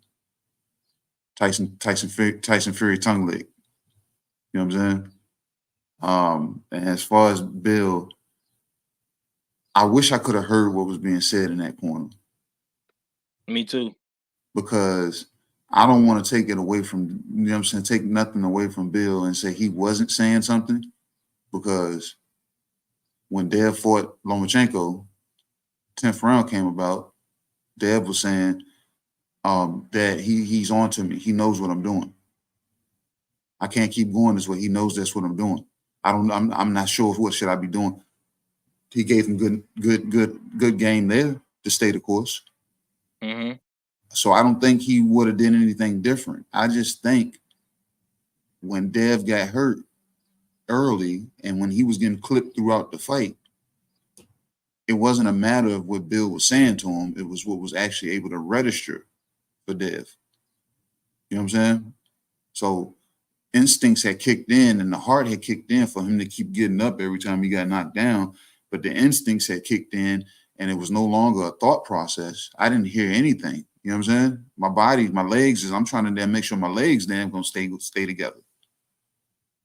So I'm not gonna discredit Bill when it comes to that, but it showed that Derrick James had a better approach when it came to this fight.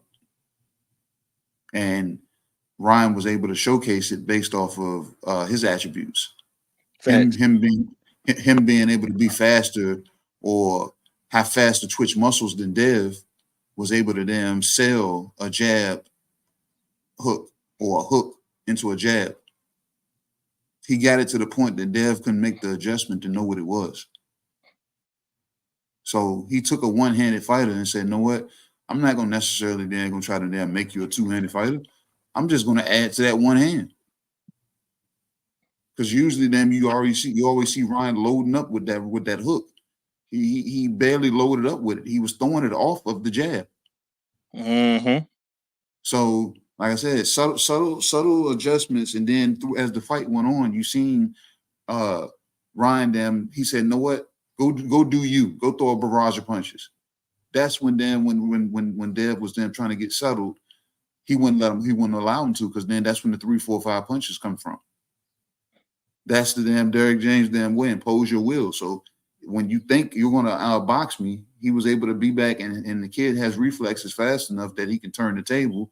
And like I said, he ain't got to hold it. Long as he can do it long enough to get you going backwards, that's all I think it was meant to do. And I think if he stays with Derrick and they keep drilling it and they go back and assess that fight, he's going to get away from that silly shell that he keeps trying to attempt. You know what I'm saying? Mm-hmm. And you're going to start seeing more and more Derrick come out, because Derrick I don't even think Frank Martin is fast like that. You know what I'm saying? But he don't have like a fighter that's fast like that he can try to damn impose his philosophy into. So if he's able to do that, Ryan might be something special that he can make something shake from. So he just showed them, Bill, that I'm that guy, and I'm the reason that they keep saying I'm the trainer of the year. Okay. Stenhouse says Dev didn't have enough power. He wasn't throwing enough combinations, and his defense wasn't tight enough. Do you agree with that? It shouldn't have been about power. It should have been make the fight boring, like a Shakur that everybody damn talk shit about. Because Dev could have, in my opinion, after that first knockdown, that's when the damn adjustment should have been made to just know what. Let me get on my bike, move around, stick and move. Let me just outbox him because I can outbox him because Ryan is still a flat-footed fighter. Ryan would have had to chase me. Let me turn the tides because nobody in the damn Haney corner recognized that damn. Or like I said, maybe Dev, it wasn't registering with him that this. Why am I chasing this nigga so much? Why am I going forward so much? Why can't I get him to come to me? You see what I'm saying? Nobody registered that, and coming forward like that, and you not being a puncher, you gotta damn have some shit with you. You gotta have some shit with you, and Dev damn showed that he ain't had that damn. He didn't have a lunch pack with him if he was gonna try to keep pressing forward like that. You couldn't do it. You can't do that with a man that's clearly bigger than you, faster than you, and when he hits you, you can see the response. You can't do that. You need to turn the tides and make this a boxing match and make that big man come after you and see if he still has the same intensity with him. At least try. Look, at least try. We got 12 rounds to do it. So let's try this. So, and then if that don't work, we got to then find a hybrid in between. Yeah. I like everything you said, man. Definitely noted for sure. Salute to the homie, Coach 67 Sports TV, my brother ATX Red 41 Slab Life TWT is in the building. All fella, I'm gonna come to you, man. Different question, same kind of topic though. After watching last night, man, did Derrick James redeem himself, and did Bill Haney and Devin expose themselves? Yes, Derrick James definitely, I would say, redeemed himself. He needed this win heavily. Being a former trainer of the year, having those accolades in 2 years back to back, but then having major losses with Mel Charlo, with Errol Spence. If you want to call the loss of AJ defecting from the camp a slight L, that left a kind of a stain of like, is Derrick James really that good? You know what I mean? Right. And all being left with Frank Martin and Ryan Garcia. This was an excellent win for Derrick James because his fighter was going up there with the number 3 pound for pound guy on the usual suspects pound for pound list. A true pound for pound talent, one of the best fundamental boxers in the sport. So he has to be proud of that achievement from a guy that's deemed so unstable mentally, seems so unfocused outside of the ring. For Derrick James to be able to gather that up, you know what I mean, and have his fighter execute it. Yeah, he's redeemed himself. We got to re-put respect on Derrick James's name. You know what I mean? I've been calling out before the fight. I said if Ryan looks like garbage, I'm gonna be calling out the trainer of the year, Derrick James. But he didn't look like garbage. He had a game plan, and he came in and got the win. So I'm gonna have to give Derrick James his due flowers. On the case of Bill Haney, though, I really and honestly can't speak to that, bro. And I wish Bill would have pulled up or would have had the opportunity to pull up to the Beltway in the previous weeks, because though that was one of the questions I was going to ask from KG. I wanted a full breakdown of who's who in the camp. Who's who's the head trainer? What type of structure do you have? Do you have a training situation where you have 2 trainers? One's a defensive trainer, one's an offensive trainer, or something like that. Who's the strength and conditioning coach? I wanted to know all that, but I don't know any of that, so I can't really speak to whether he trained them properly. All I can speak to is that they definitely had the wrong strategy. in this So fight. you don't feel like they got exposed or anything like that? I think there's some I wouldn't say exposed in the training situation, Okay. but I think there's exposures and some defensive lapses that definitely need to be addressed. Now to go all the way out on a limb and say that Bill Haney needs to be changed or they need to add new trainers, I can't speak to that yet. But all I can speak to is that mistakes were made with strategic movements in that ring, Mm-hmm. right? Yeah. I think that needs to be addressed. Defensive lapses need to be addressed. When you have a fighter, let's keep it 100. I know niggas don't want to hear this shit, but Devin's recovery after he gets hit is, to me, subpar. It takes absolutely too long after like I've seen other fighters get knocked down and come back quicker. The recovery is a little bit concerning how long Devin Haney takes to recover. Therefore, when you expose that type of or lack thereof recovery, you need to address your defensive lapses. That's all I'm saying. Let's be real critical, openly critical. Need to address those defensive lapses so we can't see that you might lack a little bit of recovery when your chin gets touched. We've seen this in other great fighters. For one, Vladimir Klitschko. Niggas don't want to hear Vladimir Klitschko's name, but I'm gonna bring him up because this guy was in his earlier career. He went on a great undefeated streak until he met, some high level journeyman, ran out of gas, got knocked out, got his championship, got a WBO title back. Then he met Lamont Brewster. Lamont Brewster wasn't supposed to be all that competitive with him, and it ended up knocking him out. Chinny. What does Vladimir do? Goes over to the Kronk gym, learns the Emmanuel Stewart style of defense and style of boxing. He went on a run, a 10-year run, and it wasn't until Tyson Fury upset him with a boring decision. Didn't knock him out, a boring decision. Did we see Klitschko lose? Yep. He addressed his defensive lapses and his defensive flaws. That's what Devin needs to do. And he's essentially damn near a perfect fighter.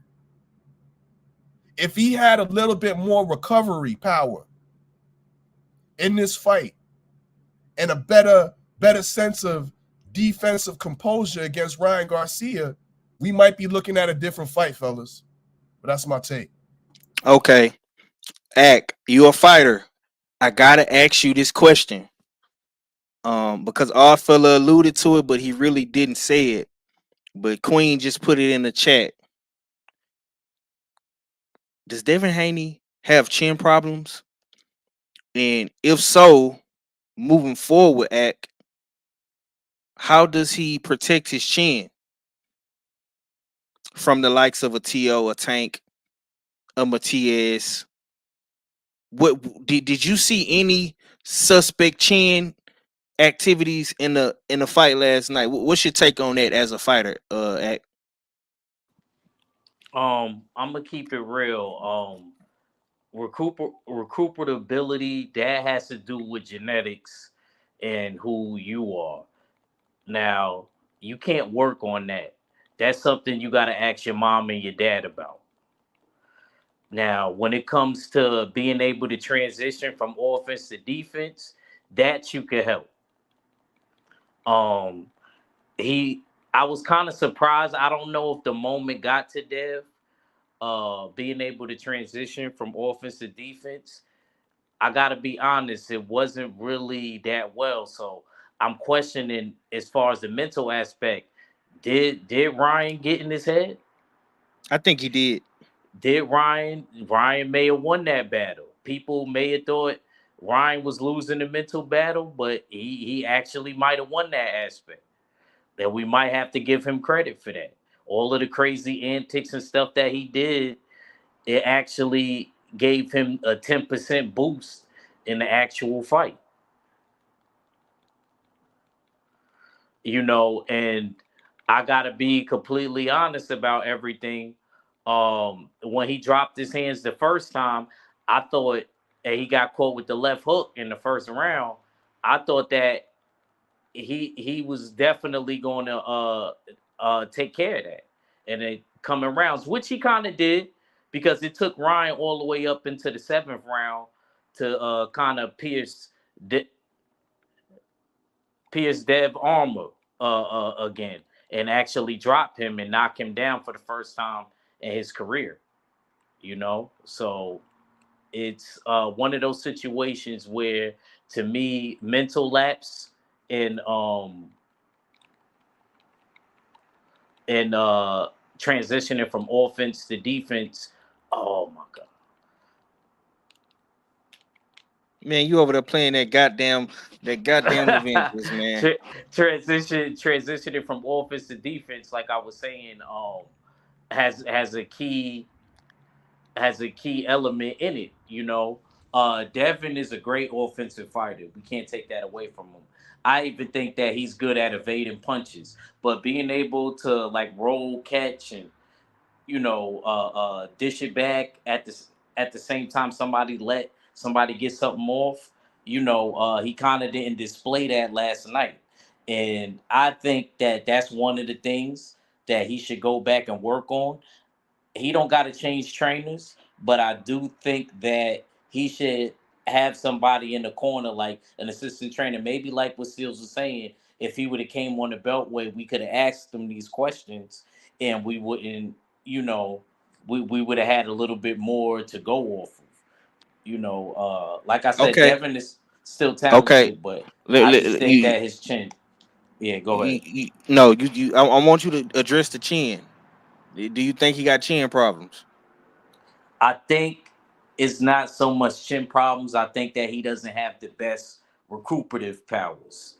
Mm. Basically, when you get knocked down or you get hurt, he's not able to right away, get back, because we seen it in the Linares fight, even though Linares was definitely past it, but I feel as though that's something you really can't work on. That has to do with your genetics. He only thing he could work on is being able to defend himself more, so that those big shots against big punches don't land. Okay. Um, I'm gonna say this, man. Devin Haney needs to protect his chin, simply because, like the brothers is alluding to, his recuperative power. You know what I'm saying? When he on his last little bar of health and it get cracked, it takes damn near a minute to 2 minutes for that bitch to recover all the way. So you need to protect your chin, homeboy.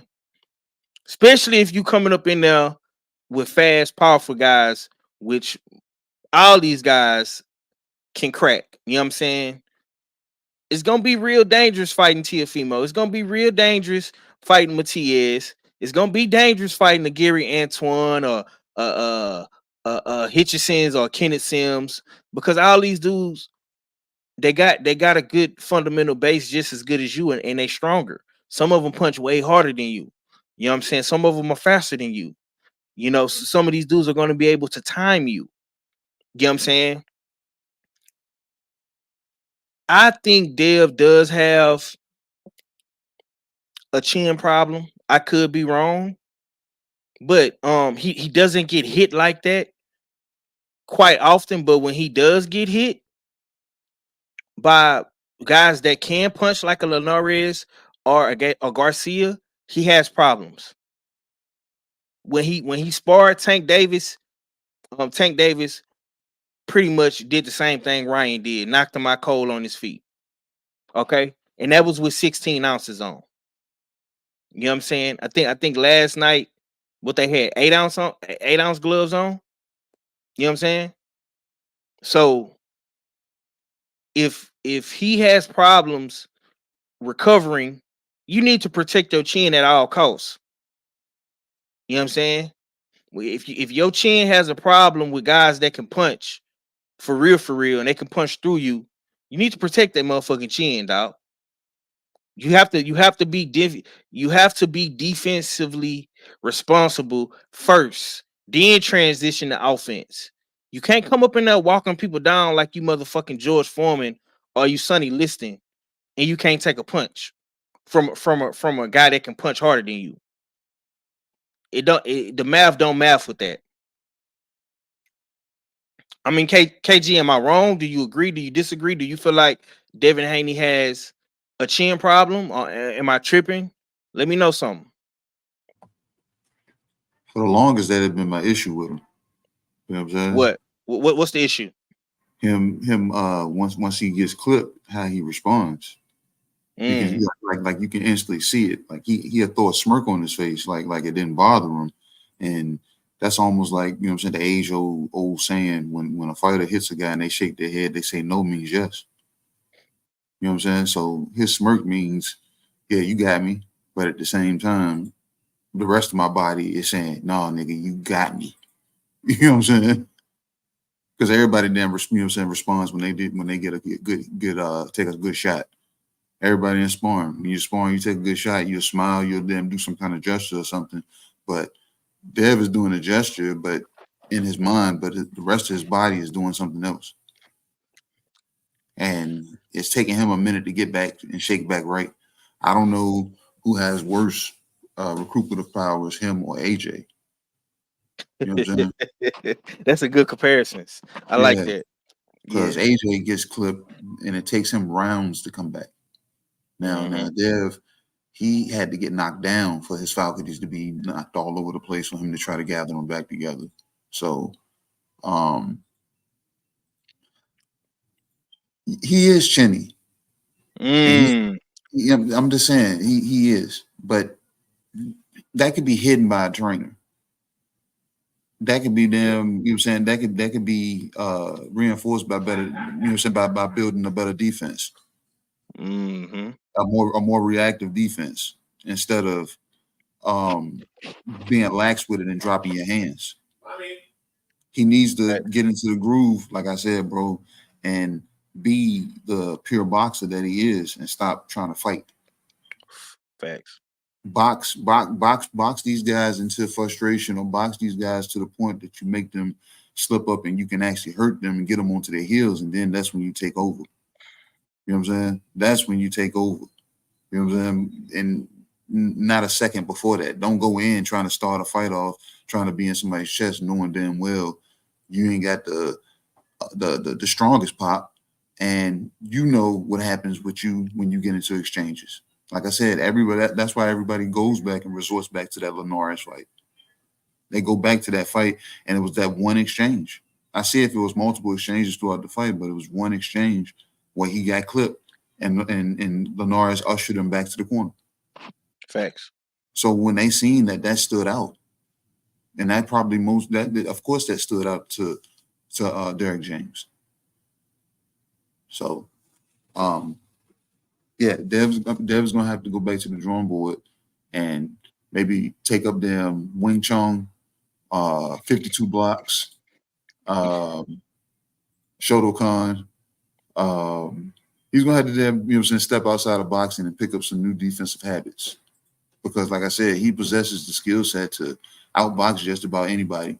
But defensively, we see that once he gets clipped, the Devin Haney, the Dream, is actually a smaller version of the AJ bot. One last question: better defensive fighter, Shakur or Devin? Shakur, because Shakur is willing to fight a boring fight. If he sees that you're throwing hooks and you're trying to go to the left, he's going to ride along with that wave, and he's content doing the same defensive technique the whole fight. He's not going to change anything up. He's not going to try to do a different damn form of defense. He's going to keep catch the punch the same way. If you're going to throw it the same way, he's going to catch it the same way. The only thing he's going to do is looking for another way to formulate offense. But other than that, defense, he's going to catch it the same way. He's not going to do nothing different. Dev tries to say, well, he threw that left hook. Let me see if I can roll under it this time. No, bro, he's not throwing it even head level or body level. He's throwing it at your shoulder, and you're coming down to it. So, like I said, you got to be able to read that. Right. Okay. Arthur, I got a question for you, man. Who has the better Mayweather-like defense in your honest opinion? Based off what you've seen from a Tank, from a Shakur, from a Devin. A lot of these guys get the Floyd Mayweather comparisons, but who do you think has that defense locked down? Core. Easy for me. Yeah, that's Core. I think his defense is great, long range, mid range, and short range in the pocket. I mean, his transition from offense to defense is seamless. And then you want to credit his IQ. Devin's IQ yesterday wasn't the greatest. Like I said, the strategic move of trying to step forward to Ryan led to all the rough housing tactics that Ryan was putting on him too. We forgot about that damage and the wear and tear of Ryan roughhousing Devin Haney in the clinch. How many times did we see Devin's head under Ryan's armpit? Shit. 14, 15 times. That shit gets tiring, bro. You know what I mean? And that wears down. I remember in sparring, sparring that when one of the rappers that I was putting up to fight. You know what I mean?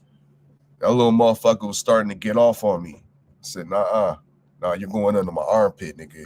You're gonna settle down. I kept doing it until the fight, you know what I mean, changed into my tempo. You know what I mean? So that was a strategic, once again, a misstep from Devin Haney, and that lacked the IQ right there for not fighting off your back foot and continuing to go forward and inviting yourself to be clinched by Ryan Garcia. So yeah, in my opinion, Shakur is the more the defensive wizard that projects the Mayweather defense the best. Okay. Queen 71 says, "Come on, bruh. 503. We all know Shakur got the best defense in the game." Listen, I'm just getting the brothers' opinion on what they saw last night. A lot of people say that Dev has the best defense. Some people say Tank got the best defense. Some people say Core got the best defense. You know what I'm saying? I'm just asking the question. You know what I'm saying? Because I don't think Shakur would have got hit with that same left hook like Ryan was landing on Devin. Tank did not get hit with the left hook at all. Shakur would have made it his damn duty not to get hit with that left hook again. You know what I'm saying? I know a lot of fighters. I know a lot of fighters like that. Every guy I've ever sparred that's been seen as a pure boxer, that I catch them with a nice ass shot, you hear the oohs and the ahs. 3 rounds will go by, and I guarantee that fighter won't allow me to land that same punch again. Yo, Queen. A lot of people are saying that. A lot of people are saying people been saying that Devin Haney he's one of the best defensive fighters. He was brought underneath the tutelage of Mayweather. He was trained by Floyd Mayweather's dad. He came up in the Mayweather's boxing gym when he was a teenager. You know what I'm saying? A lot of people say that Dev was the closest thing to Floyd. This is what people were saying. You know what I'm saying? I never felt like that. I never felt like Devin Haney perfected the shoulder roll in the defense. You know what I'm saying? he showed flashes of it. I know that he could do it when he want to do it, but he has not been doing that. He hasn't honestly, he hasn't did that since he's been not training with Floyd Mayweather Sr. You know what I'm saying? And I'm asking the question because I want to get into what's going to be next for Ryan and what's going to be next for Devin. That's why I'm asking these questions because and it's no disrespect or no shade towards Bill and Dev because I love what they've done. You know what I'm saying? They made history at a young age, and I know Devin Haney will bounce back from this. And Bill is such a um a master chess player. He's gonna learn from this loss and take it as a lesson. So I'm not being disrespectful towards the Haneys or anything like that, but I just wanted to ask the question because we seen the flaws come out last night. You know what I'm saying? We talked about it last night backstage. I was telling KG, I say, bro, how come Ryan Garcia is throwing more jabs than Devin Haney? How come Ryan is leading with his jab and then landing his money punch? That is what Devin Haney does. Devin Haney comes out with the jab and lands his right hand. Devin Haney comes out with the jab and land his left hook. That's what he did against Regis. He just did it in his last fight. Am I lying? He just did the shit. You know what I'm saying? So I was trying to see what the fam had to say about it. You know, and we could go back and watch the fight versus Ryan and Tank. Tank did not get hit with that left hook. He did not get touched with it. Tank was when Tank and Devin said the same exact thing. All you got is a left hook. I'm levels above you. You a C-level fighter at best. Tank and Dev said the same thing. Devin copied everything that Tank said. The only difference is it didn't transition and it didn't show in the ring. It wasn't no demo put down in the ring for Devin. Tank put the demo down in the ring on Ryan. You know what I'm saying? He did not get hit with that punch, let alone hurt in that fight or dropped in that fight. You know what I'm saying? He did what he was supposed to do. We do what we do. Coach Cal and Tank did what they were supposed to do.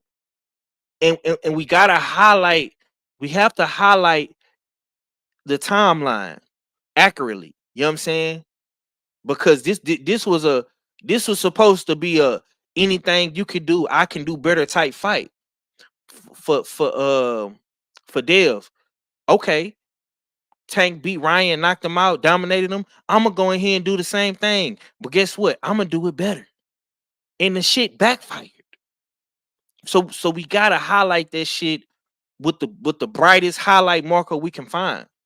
You know what I'm saying? And this isn't gonna define Devin or make Devin trash or make Bill trash. No, they have to come up in here. They got to learn from it. They got to get back in the lab, get back in the gym, and they got to find out what's gonna make them better. I'm not saying that Bill Haney should be fired or he should demote himself from the head trainer. He should just focus on the business. I never said that. You know what I'm saying? But I just wanted to see what the brothers had to say about it. Maybe they had a different perspective. That's why I was asking the question. You know, but this is my last topic, man. We finna get up out of here, man.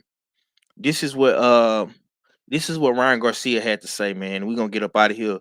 Let me play this clip real quick. Just do whatever I have to do to not get hit. Ryan, 147. Did he hurt you at all tonight? Who's at 147? You got a lot. Boots? All right, let's run it with Boots. How did you manage to keep your head up through the hate? God did. God did. Amen. He's a warrior, bro. He's a warrior. The kid's a warrior. Nah, no rematch. Ryan said you was gonna light up after you won. I already did. Wait, did you say no rematch? Did you say no rematch? Okay, so Ryan has just came out and said that he's not doing a rematch and he's probably going to fight at 147. He's calling out your guy Boots. I seen him getting into it with Colonel Ben on Twitter. It's looking like Ryan is going to go to 147. If that's the case, KG, I'm gonna come to you first. I know Boots is your guy. How do you feel about Ryan Garcia and the Boots in his fight? And what do you want to see next from Devin Haney if there's no rematch?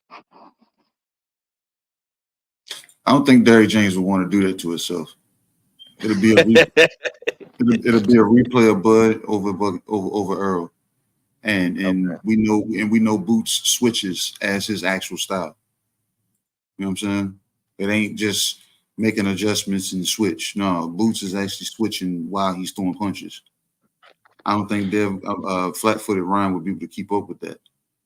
That wouldn't spell well for him at all. Even when they was talking about if Dev had won, and it was saying, yeah, Dev was gonna go to 47 and fight Boots. I didn't see that fan spelling well for damn Dev either. You know what I'm saying? Boots my guy, but at the same time, I ain't trying to just put him up on a pedestal. But y'all two coming up from 40 to 47 and trying to take on somebody like of the likes of a Boots, that's not the way to go. You know what I'm saying? That's not the way to go, bro. I gotta put emphasis on that again. That's not the way to go.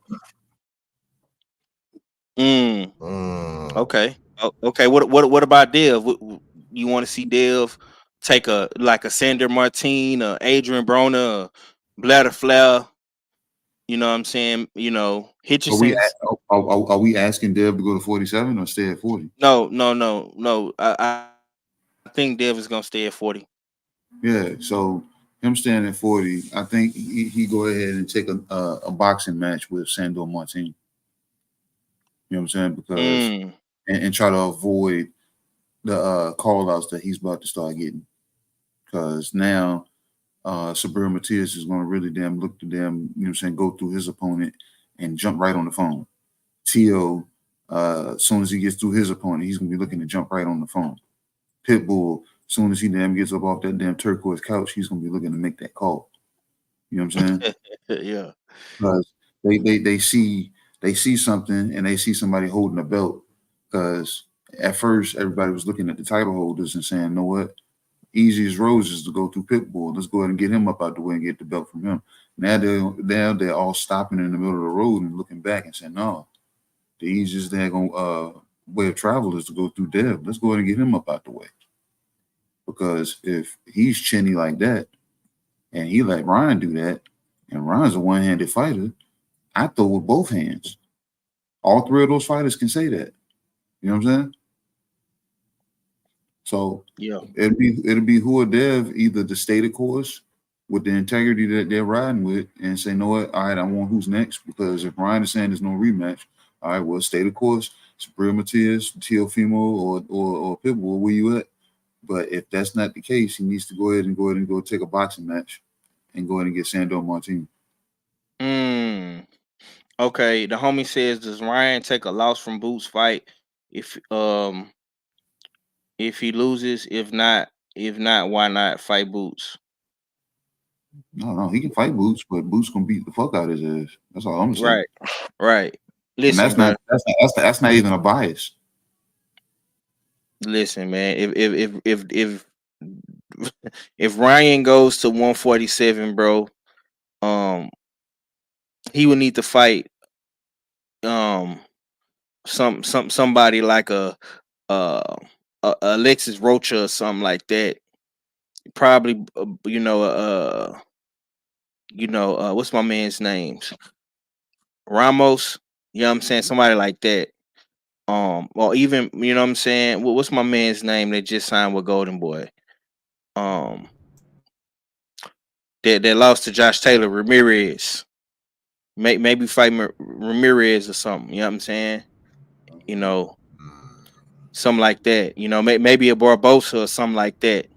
You know what I'm saying? That's the direction Ryan needs to go. Because if he fights Boots Ennis, he's gonna lose. Well, what's your take on that, man?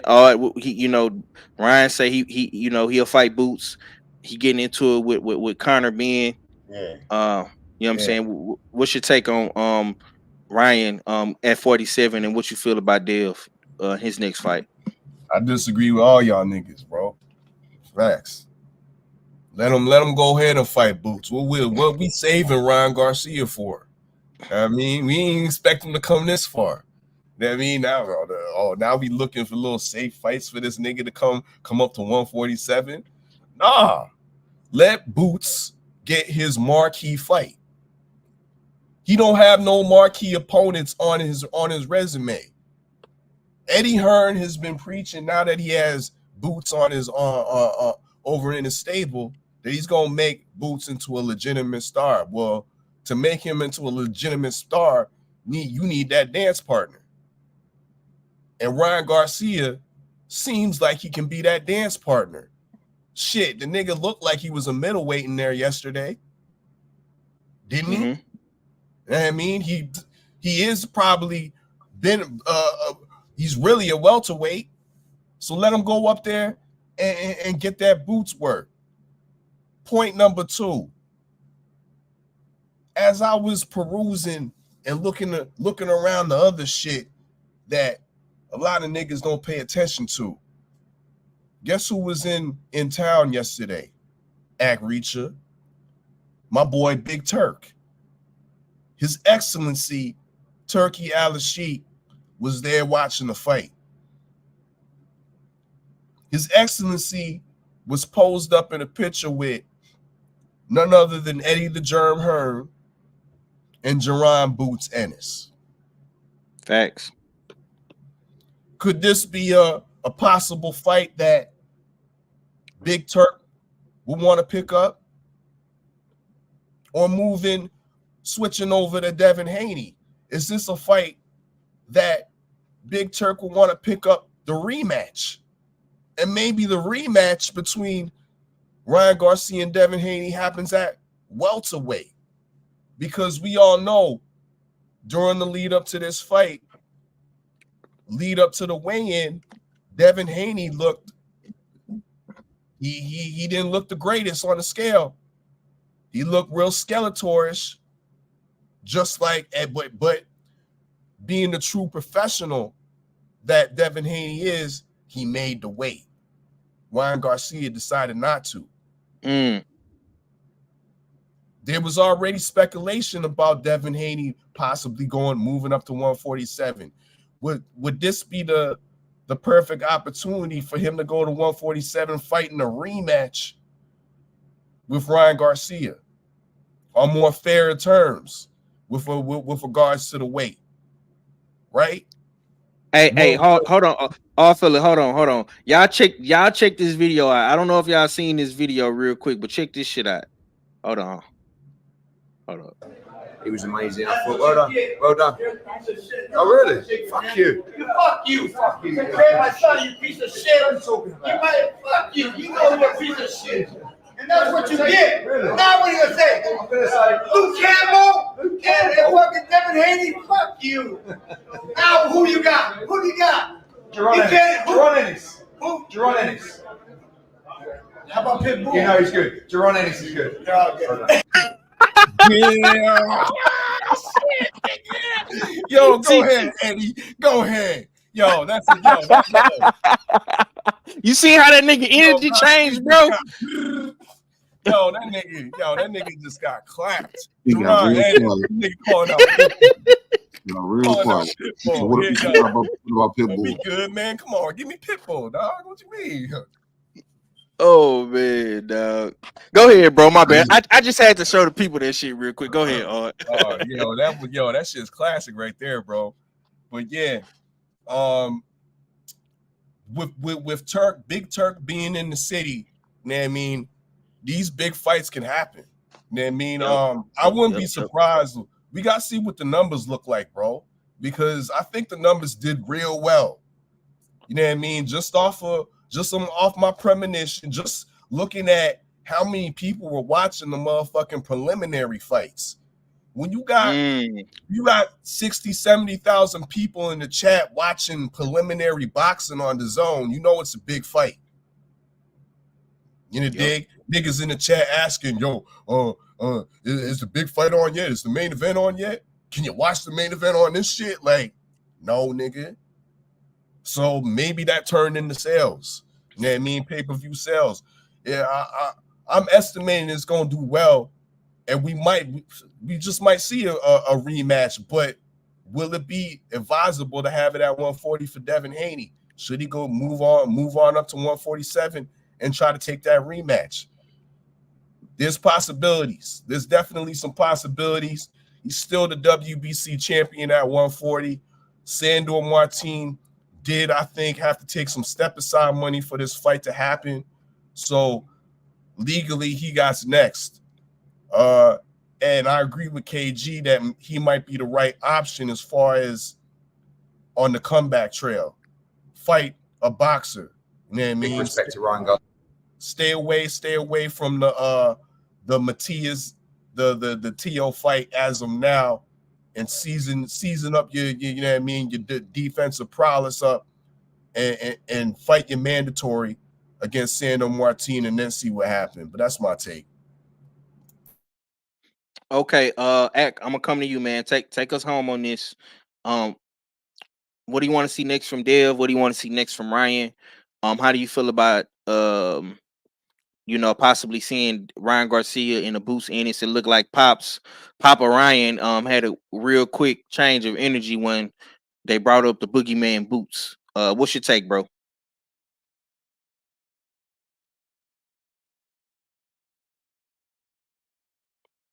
Oh shit. Yo, Ak, you there? Oh shit, Ak fell out. Okay, Ak ain't here no more. I'm gonna say this, bro. I'm gonna say this, man. For me, I gotta agree with what all fella is saying. If that fight presents itself, I'm definitely here for it. I wouldn't recommend it for Ryan because that's like walking into the slaughterhouse. You know what I'm saying, on the assembly line, finna get your shit bust open. But Boots Ennis got the machine behind him. He got the bag behind him. I see a lot of shit transpiring in 2024, man. Ryan is the man. Devin Haney has put him on a different plateau. He's in a different stratosphere now. We don't have to like it. We don't have to love it, but we got to respect it. A win is a win. And Devin Haney is the loser in this situation. 140 is still a Shark Tank. It's still good fights at 140 for Devin Haney. If I'm Bill Haney, I'm going to take the least amount of resistance in my next fight. I'm going to build my son's confidence back up, and I'm gonna probably fight a Sandor Martin. I'm probably going to fight a Richardson Hitchensons or somebody like that. And we're gonna go back to California. We're gonna be around some love, and we're gonna get back in the lab and we're gonna work on some things. And I think a fight with Richard Hitchensons or Sandor Martin, where you could do those things where you could possibly still lose as well, because it's still opposition against good boxers, and they could still possibly outbox Devin, but you won't have to probably worry about Devin Haney getting hurt or damaged in that fight, because Sandor Martin ain't punching like a Matias. Hitchenson's ain't punching like Teofimo or Ryan. That's just my personal opinion. We shall see what happens, what transpires. I'm here for everything. Like I say, I'm still a fan of Devin. I'm still a big supporter of Bill. Bill has done a lot of good things for the sport of boxing. I can't wait to see, the Haneys do an interview, whether that's Dev or Bill. I'm pretty sure leading up, probably another week or so, they're gonna talk about it. They're gonna let all of the the cat's out the bag. You know what I'm saying? They're gonna address everything. Bill has always been a stand-up guy, and I think he's gonna continue to be a stand-up guy. Dev, same thing. I think Dev is a stand-up guy. He's gonna continue to have that same energy. And just learn from this, man. Every fighter is not going to walk away undefeated. It's just not possible in this day and age in boxing with the best fighting the best. It's just not going to happen. Everybody is not going to be Andre Ward, Kawasaki, Marciano, Floyd. These dudes are just not going to walk away unscathed. You know what I'm saying? Especially when you're a guy like Devin Haney, who he's always fighting the best opposition. You know what I'm saying? And I think Dev has deserved to take a mandatory or quote unquote soft touch, if that's what you want to call it. You know what I'm saying? But I don't feel like Sandor Martin is a soft touch. I don't feel like Hitchenson's is a soft touch. You know what I'm saying? Those are still good fights for Devin at this point in time. But on that note, though, man, we're gonna get up out of here. I'm finna go listen to Drew Titan and get ready for the gym. You know what I'm saying? KG, man, let me get your last, my brother. Let the people know what we got coming tomorrow on the Beltway. Shit, man, you already know what it is, man. Usual Suspect Sunday. Sunday afternoon, Sunday evening, Sunday morning, whatever the fuck you had recap. It was a good one. You know what I'm saying? And I think it was a much needed talk. You know what I'm saying? It was a truth table. You know what I'm saying? And the need to be had. Yeah. Yeah. So, but going forward, man, y'all tap in, you know what I'm saying, with me on Supreme Beast Boxing Talk. Me, Cadillac Red, and the usual suspects. We bullshit on the Beltway Monday, Wednesdays, and Fridays, and sometimes Wednesdays. Red want to give his views from the LAC. I don't like riding in the LAC all the time, so you get the views from the LAC. But other than that, we bullshit on the Beltway Monday, Wednesdays, and Friday, 4:30 Eastern Standard Time. Y'all see my name on the screen. You know what I'm saying? Nobody, it's been too long for everybody to ever be confused. So, but hey, man, shout out to my people and shout out to the chat. Yeah, I'm telling you tomorrow, I'm going to be in full-fledged character mode tomorrow on the Beltway. I'm going to act the ass. I was real cerebral. I was real peaceful today. But I'm going to talk shit tomorrow. I'm going to talk shit. I'm already knowing. I'm going to talk shit. I'm going to talk shit tomorrow. And Red, you better be ready. Because I'm coming for you, baby. You know what I'm saying? But you know, it's all love at the end of the day, man. We just like having fun, man. You know, it's 6 different suspects, it's 6 different perspectives, 6 different opinions. You know, and we just like to have fun with this shit, bro. A lot of guys, they take this shit way too serious. You know, these fighters, man, they humans at the end of the day, like Tay say. They humans, man. Ain't nobody perfect, ain't nobody invisible, ain't nobody no motherfucking Avenger or X-Man. You know what I'm saying? Shit happens. You know what I'm saying? And we're gonna continue to rock out with these dudes, man. Win, lose, or draw. And we still gonna support Devin Haney. We still gonna support Earl, Charlo, whoever the case may be, man. And we're gonna be right here on YouTube every week to talk about the shit, whether it's on my channel, it's on KG and Red's channel, it's on Act channel, R channel, whoever channel we on, man. We're gonna always have fun and not never take this shit too personal, man. And with that being said, R fella, closes out, bro. Indeed, this was a great cook. We unpacked so much things with this fight. You know what I mean? I think we touched on a lot of different topics, and we gave some truth and some real criticism. You know what I mean? Some tough love to the fighter that we love. You know what I mean? And Devin Haney, not so much Ryan Garcia, but flowers to him too for what him and Derek James was able to do. Salute to the chat. The chat as well was great. You know what I mean? A big fight like this, I would expect to see a lot more trolls in the chat, but we had some great opinions coming from the chat. So salute everybody up in the chat. You know what I mean? Big up my cousin, Stay True Meech, for pulling up. In the day, my nigga said, "Yo, you got me. Y'all got us excited for boxing again." You know what I mean? So yeah, I'm glad we was able to do that, and hopefully you can pull up on us tomorrow, at 4:30 p.m. Eastern time. We gonna be on the Beltway, recapping probably all the fights. You know what I mean, and whatnot, and continue to talk about this Ryan Garcia, Devin Haney situation. And whatnot. So yeah, make sure y'all subscribe to Supreme Beast Boxing Talk right here on YouTube. We're gonna be live bullshitting on the Beltway tomorrow at 4:30 p.m. Eastern time. You can follow me on YouTube as well. TWR Presents.